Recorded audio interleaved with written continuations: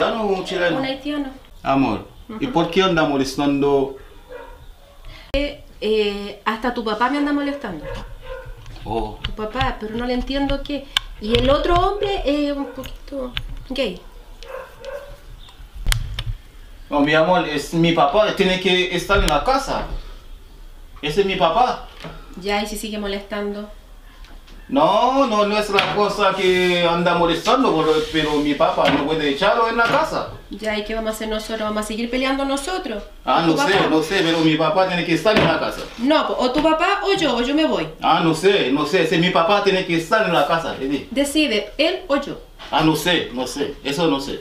No sé, No, tú tienes que salir o yo tengo que salir en la casa. yo me voy. No, mi amor, tú no tienes que ir Entonces para él se eso, va. pero mi papá tiene que arreglarme en esa cosa. No, él se va. Bueno, amor, ¿y qué decisión vas a tomar? Vamos a tomar.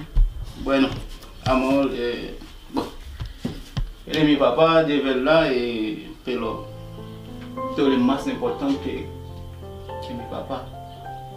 Porque tú eres mi amor de mi vida.